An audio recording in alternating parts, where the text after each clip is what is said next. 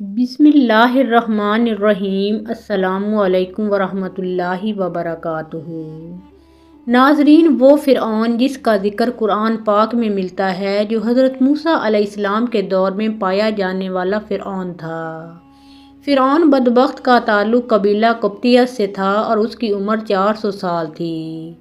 اس 400 سال کی عمر میں نہ تو وہ کبھی بیمار ہوا اور نہ ہی کبھی اس کے سر میں درد ہوا اور نہ ہی کوئی دشمن اس پر غالب آ سکا۔ اس کا چہرہ تانبے کی طرح چمکتا تھا، اسی وجہ سے یہودی اس کو قبوس کہا کرتے تھے۔ فرعون بادشاہ بننے سے پہلے محنت مزدوری اور تجارت کیا کرتا تھا۔ ایک دن یہ محنت مزدوری سے تنگ آ کر بازار کی طرف نکلا اور وہاں پر اس کی ملاقات حامان سے ہوئی۔ دیکھتے ہی دیکھتے ان دونوں بدبختوں کی ملاقات دوستی میں بدل گئی، اگرچہ یہ دونوں ملعون کام کی تلاش میں شہر کی طرف روانہ ہو گئے، اور ان دنوں شہر میں خربوزوں کی خرید و فروخت کا کام زیادہ تھا۔ اس طرح یہ دونوں بدبخت ایک خربوزے والے کے پاس گئے اور اس سے کام مانگا۔ چنانچہ اس وقت اس خربوزے والے نے ان دونوں سے کہا، میرے خربوزے لے جاؤ اور بازار میں جا کر فروخت کرو۔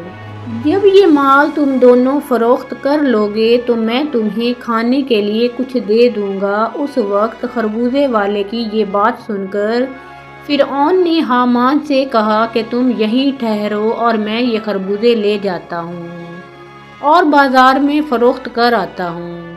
چنانچہ ایسا ہی کیا گیا۔ فرعون وہ خربوزے لے کر شہر کی طرف چلا گیا اور وہاں جا کر فرعون نے دکانداروں سے خربوزے خریدنے کا کہا، تو اس وقت دکانداروں نے فرعون سے کہا، ہم تو سودا ادھار پر خریدتے ہیں اور فروخت کرنے کے بعد اس کی رقم ادا کرتے ہیں، اور یہاں کا یہی دستور ہے۔ چنانچہ دکانداروں کی یہ بات سن کر فرعون کچھ دیر کے لیے خاموش ہو گیا اور پھر اسی وعدے پر وہ سامان فروخت کر کے واپس چلا آیا۔ واپس آ کر خربوزے کے مالک سے کہا، مجھے یہ کام اچھا نہیں لگتا۔ اتنا بول کر فرعون وہاں سے چلا گیا۔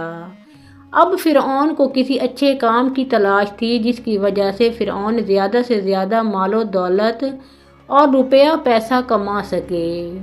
اس کے بعد فرعون بادشاہ مصر کے دربار میں چلا گیا اور اس کی خدمت میں جا کر درخواست پیش کر دی کہ میں بہت دور سے آیا ہوں، میں بہت غریب ہوں اور مجھے کسی کام کی تلاش ہے، اور میں کھانے پینے سے بھی عاجز ہوں۔ برائے مہربانی اپنی سلطنت مصر کے اسی شہر میں بطور فدوی مجھے کوئی کام دے دیا جائے اور اس غلام کو اس جگہ پر مامور فرما کر سرفراز کیا جائے۔ چنانچہ اس وقت فرعون کی یہ بات سن کر مصر کے بادشاہ نے کہا کہ تو کون سا کام کرنا چاہتا ہے؟ چنانچہ بادشاہ کی یہ بات سن کر فرعون نے کہا کہ مجھے مصر کے قبرستان کی دروگی دے دی جائے اور اس کے بدلے میں کچھ رقم فدیے کے طور پر شاہی خزانے میں جمع کروایا کروں گا اور باقی رقم اپنے پاس رکھوں گا، اور میری اجازت کے بغیر مصر کے اس قبرستان میں کوئی بھی مردہ دفن نہ ہوگا۔ یہ بات سن کر اس وقت کے بادشاہ مصر نے فرعون کو مصر کے قبرستان کی دروگی دے دی۔ چنانچہ اس طرح مصر کے قبرستان کی دروگی ملتے ہی فرعون بہت خوش ہوا اور خوشی خوشی جا کر قبرستان کے دروازے پر بیٹھ گیا اور انتظار کرنے لگا کہ اب کون آئے گا جو اپنے مردے کو قبرستان میں دفن کرے گا۔ ناظرین کرام، اللہ تعالیٰ کے حکم سے ایسا ہوا کہ اسی سال مصر میں ایک وبا پھیل گئی، جس کی وجہ سے مصر کے بہت سارے لوگ مرنا شروع ہو گئے۔ فرعون نے جب یہ دیکھا تو اس نے ہر لاش کے بدلے ان کے وارثوں سے ایک ایک سونے کا درہم لینا شروع کر دیا، اور اس کے بعد کچھ ہی دنوں میں فرعون کے پاس بہت ساری دولت جمع ہو گئی اور فرعون امیر ہو گیا۔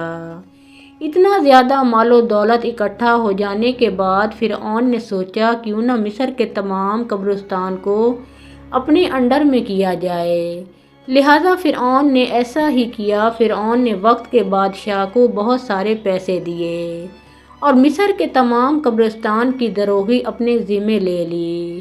چنانچہ اس طرح فرعون قبرستان کی دروگی کے ذریعے بادشاہ مصر کے خزانے میں بہت سارا روپیہ پیسہ جمع کرواتا اور فرعون کے اس عمل سے بادشاہ مصر بہت خوش ہوتا اور بادشاہ مصر فرعون کو پیار اور عزت دینے لگا۔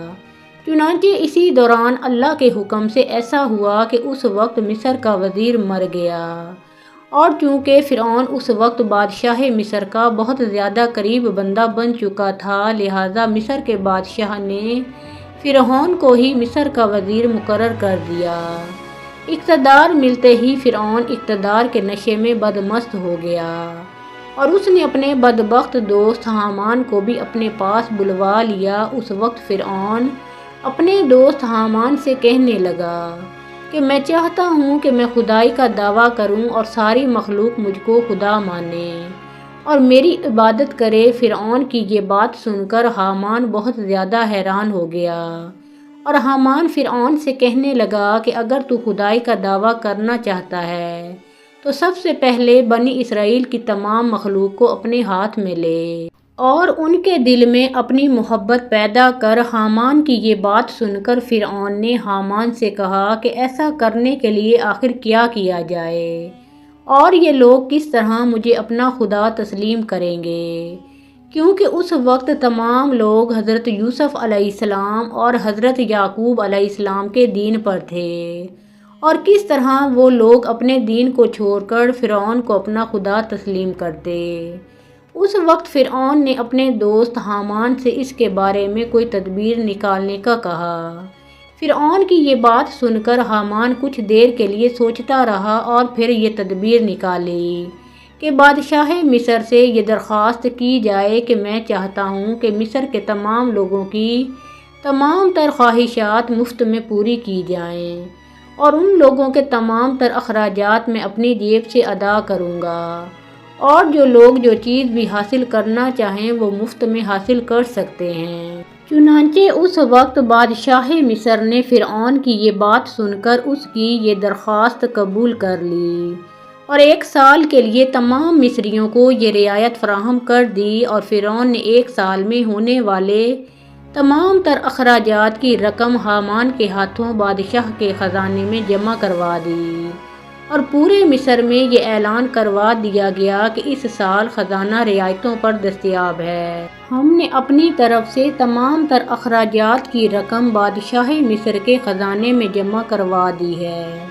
اور مزید 2 سال کے اخراجات کی معافی کے لیے ہم نے دربار اعلیٰ میں درخواست کی ہے، اور وہ بھی قبول ہو گئی ہے۔ چنانچہ فرعون کی یہ بات سن کر مصر کے تمام لوگ بہت خوش ہوئے، اور مصر کے تمام لوگوں نے فرعون کی ترقی کے لیے خوب دعائیں کیں۔ چنانچہ ادھر مصر کی عوام فرعون کے اس عمل سے بہت خوش تھی، اور ادھر چند دن کے بعد مصر کا بادشاہ اللہ کے حکم سے اپنی موت آپ مر گیا۔ چنانچہ اس وقت مرنے والے بادشاہ کا کوئی بھی وارث نہ تھا جو کہ اس کے تخت پر بیٹھتا اور اس کی بادشاہت کو سنبھالتا۔ اس طرح مصر کے بادشاہ کی تدفین کے بعد 3 دن تک عیادت ہوتی رہی، اور چوتھے روز مصر کے تمام لوگ بادشاہ مصر کے دربار میں حاضر ہوئے اور کہنے لگے بادشاہ کے تخت پر کس کو بٹھایا جائے، کیونکہ ملک بادشاہ کے بغیر نہیں چل سکتا۔ چنانچہ اس وقت مصر کے لوگوں نے فرعون سے یہ نیکی دیکھی تھی کہ فرعون نے 3 برس کا خزانہ مصر کے لوگوں پر معاف کروایا تھا، اور ان کے اخراجات کا خرچ اپنے پاس سے بادشاہ مصر کو دیا تھا۔ اسی لیے مصر کے تمام لوگ فرعون کے اس عمل سے بہت زیادہ خوش تھے۔ فرعون کی یہ خیر خواہی دیکھ کر مصر کے لوگوں نے بدبخت فرعون کو بادشاہ کے تخت پر بٹھا دیا، اور اس طرح فرعون بدبخت مصر کا بادشاہ بن گیا۔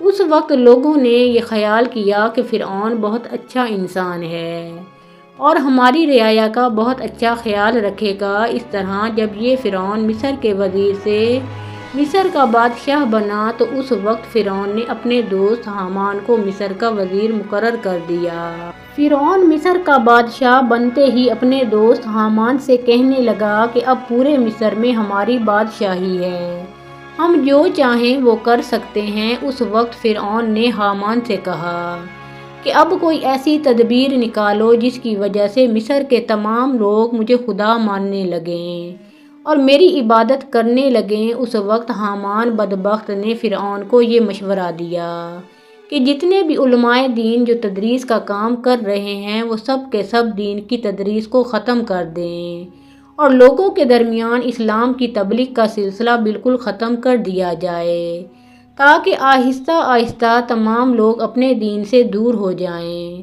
اور اپنے دین سے بے خبر ہو جائیں اور آئندہ آنے والی نسل دین سے بے خبر اور جاہل پیدا ہو۔ چنانچہ حامان کی یہ بات سن کر فرعون نے فوراً یہ حکم جاری کر دیا اور مصر کے اندر درس و تدریس کا یہ سلسلہ ختم کر دیا گیا، اور فرعون نے مصر کے اندر یہ حکم جاری کر دیا کہ کوئی بھی شخص مصر میں درس و تدریس نہ کرے ورنہ اس کو قتل کر دیا جائے گا۔ فرعون بادشاہ کا یہ حکم سنتے ہی درس و تدریس کا یہ سلسلہ ختم کر دیا گیا اور مصر کے لوگوں نے بالکل پڑھنا لکھنا چھوڑ دیا۔ چنانچہ اس طرح درس و تدریس کا سلسلہ ختم ہونے کے بعد وقت گزرتا گیا اور وقت کے ساتھ ساتھ تمام لوگ جاہل بن گئے اور علم سے دور ہو گئے اور اپنے حقیقی خدا اللہ تعالیٰ کو بالکل ہی بھول گئے۔ اس وقت مصر کے لوگوں کی یہ حالت ہو گئی کہ وہ جانوروں کی طرح جاہل بن گئے۔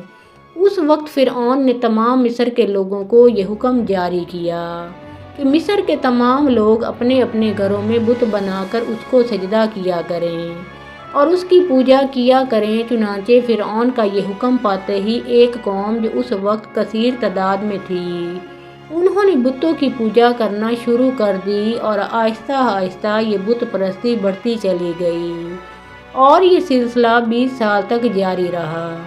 اور پھر اس کے بعد فرعون نے مصر میں یہ اعلان کروایا اور اس اعلان میں یہ الفاظ لوگوں کے کانوں تک پہنچائے جس کا ذکر قرآن پاک میں یوں ملتا ہے، اور پس لوگوں کو جمع کیا اور لوگوں سے کہا میں ہوں رب تمہارا سب سے بڑا اور بلند۔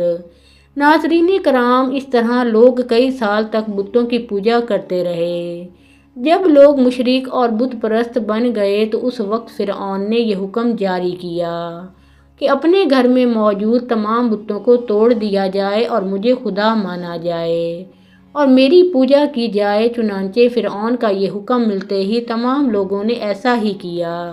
تمام قوم نے بتوں کو توڑ دیا اور فرعون کو پوجنا شروع کر دیا اور فرعون کو خدا ماننے لگے، لیکن قبطی قوم کے علاوہ کوئی دوسرا فرعون کو خدا نہیں مانتا تھا۔ قبطی قوم واحد ایسی قوم تھی جو فرعون کو اپنا خدا مانتی تھی اور باقی تمام لوگ اللہ کی وحدانیت پر یقین رکھتے تھے اور اللہ تعالیٰ کو اپنا خدا مانتے تھے۔ اسی وجہ سے فرعون قبطیوں پر بہت مہربان تھا اور بنی اسرائیل کے مسلمانوں پر طرح طرح کے ظلم و ستم کیا کرتا تھا، کیونکہ بنی اسرائیل کی قوم حضرت یوسف علیہ السلام کے دین پر تھی۔ اسی وجہ سے تو فرعون ان پر ظلم کرتا تھا۔ فرعون تاریخ میں وہ ظالم بادشاہ گزرا ہے جس نے خدائی دعویٰ کیا تھا، جس کی ظلم کی داستانوں سے تاریخ کے اوراق بھرے پڑے ہیں۔ بنی اسرائیل کو غلام بنا کر ان پر بڑے ظلم ڈھائے تھے، باندھی اور اپنی بیوی حضرت آسیہ رضی اللہ تعالی عنہا پر ظلم کے پہاڑ توڑ کر ان کو شہید کر ڈالا تھا۔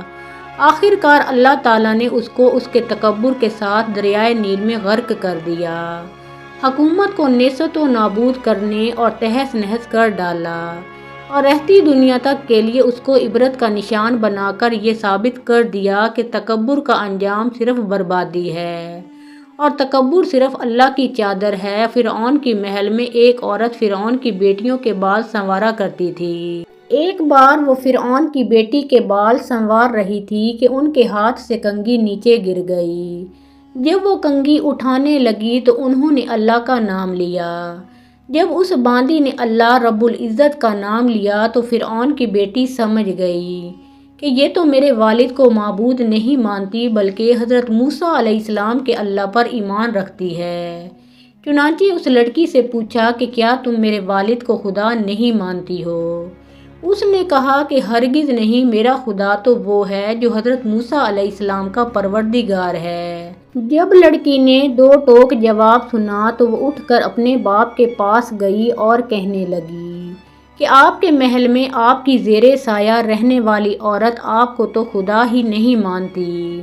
بیٹی کی باتیں سن کر فرعون غصے میں آ گیا، چنانچہ وہ کہنے لگا کہ میں دربار میں جا کر اس عورت کو ایسی سزا دوں گا کہ یا تو وہ موسیٰ علیہ السلام کے رب کو اللہ کہنے سے باز آ جائے گی یا پھر وہ اپنی جان سے ہاتھ دھو بیٹھے گی۔ اب جب فرعون اپنے دربار میں پہنچا تو اس نے اس عورت کو اپنے پاس بلوایا اور کہنے لگا کہ دیکھو بھائی، تم موسیٰ علیہ السلام کے اللہ کو اللہ کہنا چھوڑ دو۔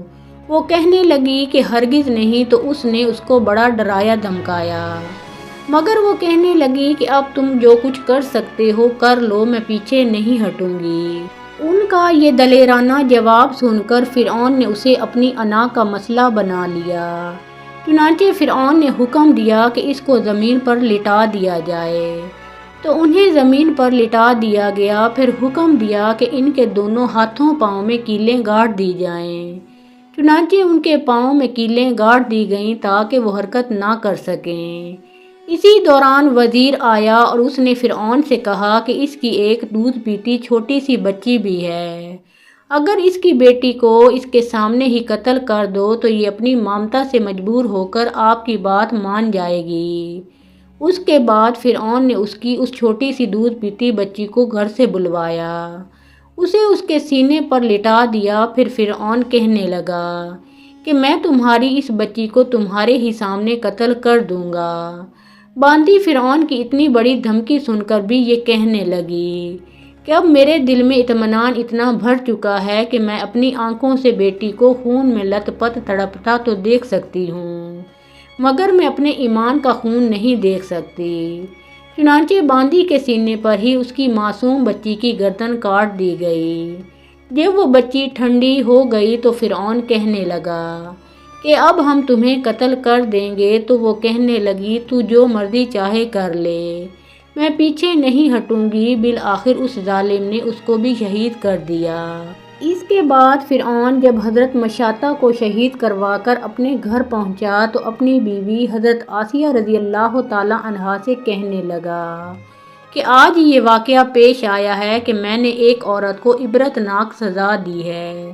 اس کی بیوی نے اسے کہا، ارے تیرا ناس ہو، تو نے ایک معصوم بچی کی جان بھی لی اور ایک بے گناہ عورت کا قتل کیا۔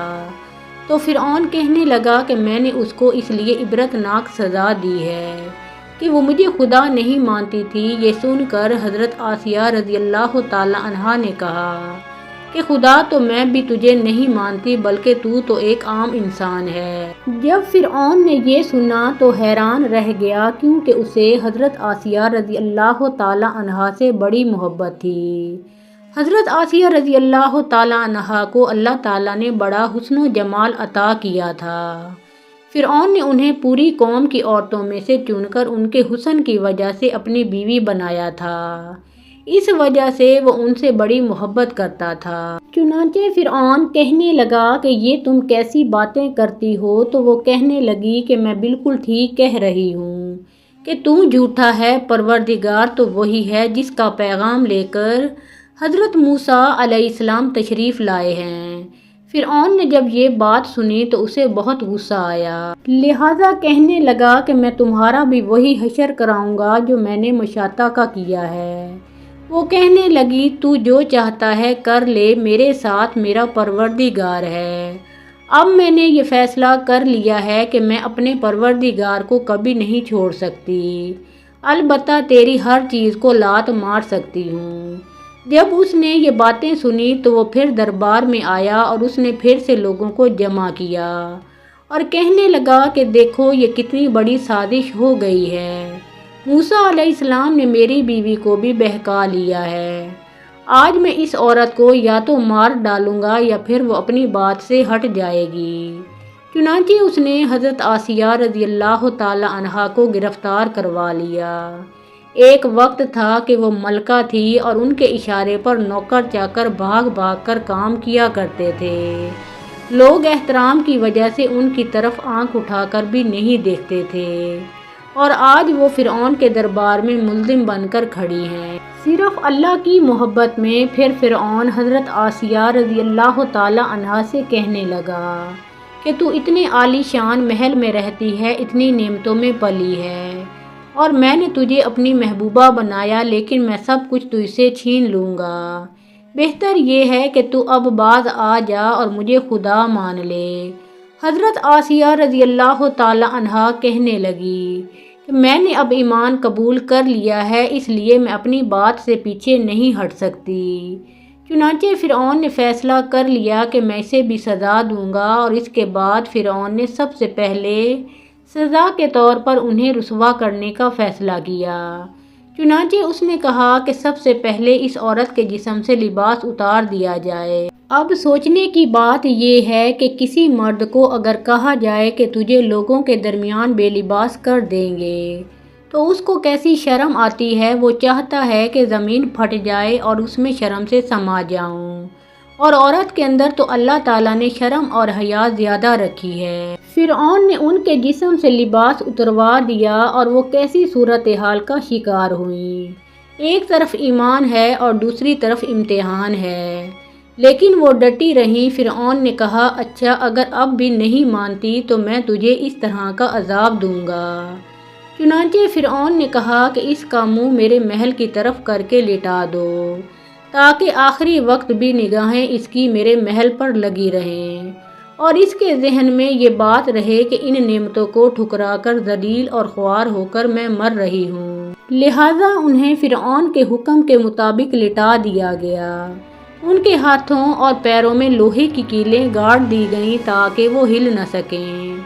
اس کے بعد فرعون نے لوگوں کو بلا کر کہا، اس کے جسم سے کھال اتار دو۔ اس ظالم نے زندہ کے جسم سے کھال اتروا دی، وہ بھی عورت نازک بدن، مگر وہ اس کو بھی برداشت کرتی رہیں۔ انہیں اللہ کے نام پر تکلیف دی جا رہی تھی۔ اس طرح ان کے جسم سے کھال کو الگ کر دیا گیا۔ اللہ کی شان دیکھیں کہ وہ ابھی بھی زندہ تھیں، مگر جسم زخم بن چکا تھا۔ فرعون کا دل اب تک ٹھنڈا نہیں ہوا تھا، چنانچہ وہ کہنے لگا، مرچیں لاؤ اور اس کے پورے جسم پر مرچیں چھڑک دو۔ حضرت آسیہ رضی اللہ تعالی عنہا کے جسم پر مرچیں ڈال دی گئیں تو وہ مچھلی کی طرح تڑپنے لگیں۔ اس تڑپنے کی حالت میں انہوں نے اللہ تعالیٰ کے حضور ایک دعا مانگی کہ اے اللہ، فرعون کا محل سامنے ہے اور وہ یہ کہتا ہے کہ ہم نے تمہیں اس محل سے نکال دیا، آج کے بعد تم اس محل میں نہیں جا سکو گی، اس لیے اے اللہ مجھے اس محل کے بدلے جنت میں تیرے پاس ایک گھر چاہیے، اور مجھے فرعون اور اس کے عمل سے نجات عطا فرما۔ اللہ تعالیٰ نے اس حال میں ان کو شہادت کے مرتبے پر فائز فرمایا اور جنت میں حضور اکرم صلی اللہ علیہ وآلہ وسلم کی زوجہ محترمہ بنا دیا۔ ناظرین، ماضی میں لوگوں نے کیسی کیسی قربانیاں دے کر اپنے ایمان کو بچایا ہے۔ ظلم کے پہاڑ سہ لیے لیکن ایمان کا سودا نہ کیا، ہر باطل طاقت سے ٹکرا گئے لیکن اللہ کو ناراض نہ کیا۔